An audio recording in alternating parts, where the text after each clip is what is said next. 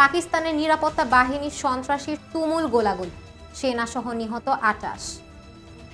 পাকিস্তানের খাইবার পাখতুনখোয়ার ৩টি জেলার দেশটির নিরাপত্তা বাহিনীর সঙ্গে সন্ত্রাসীদের সংঘর্ষ হয়েছে।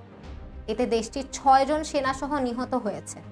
অন্যদিকে ২২ জন সন্ত্রাসীও নিহত হয়েছে বলে পাকিস্তানি মিলিটারি মিডিয়া উইং এই তথ্য জানিয়েছে। আইএসপিআর এর পক্ষ থেকে এক বিবৃতিতে বলা হয়েছে, গত শুক্র ও শনিবার সেনাবাহিনী ও সন্ত্রাসীদের মধ্যে সংঘর্ষ হয়েছে। আইএসপিআর এর দাবি করেছে, থাল জেলায় এক নিরাপত্তা চৌকিতে সন্ত্রাসীদের হামলায় রুখে দেয়া হয়েছে। এ সময় ৩ জন সন্ত্রাসী সহ নিহত হয়েছে। তবে সন্ত্রাসীদের সঙ্গে তুমুল গোলাগুলিতে অন্তত ৬ জন সেনা নিহত হয়েছে। আইএসপিআর বলেছে, আমাদের ৬ জন সাহসী সন্তান বীরত্বের সঙ্গে যুদ্ধ করেছে এবং শাহাদাত বরণ করেছে।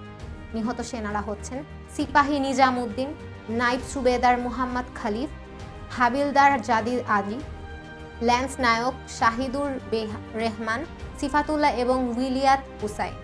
২২ জন সন্ত্রাসীদের নির্মূল করার জন্য নিরাপত্তা বাহিনীর প্রশংসা করেছে পাকিস্তানি প্রেসিডেন্ট এবং প্রধানমন্ত্রী।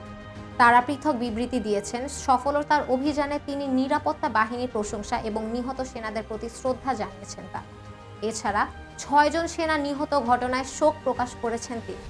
অন্যদিকে প্রধানমন্ত্রী শাহবাজ শরীফ দেশটি নিরাপত্তা বাহিনীর পেশাদার দক্ষতার প্রশংসা করেছেন। একই সঙ্গে সেনা নিহতের ঘটনায় গভীর শোক জানিয়েছেন। দর্শক, পরবর্তী সংবাদ দেখার আমন্ত্রণ জানিয়ে এখানেই শেষ করছি। ধন্যবাদ সবাইকে এতক্ষণ সাথে থাকার জন্য।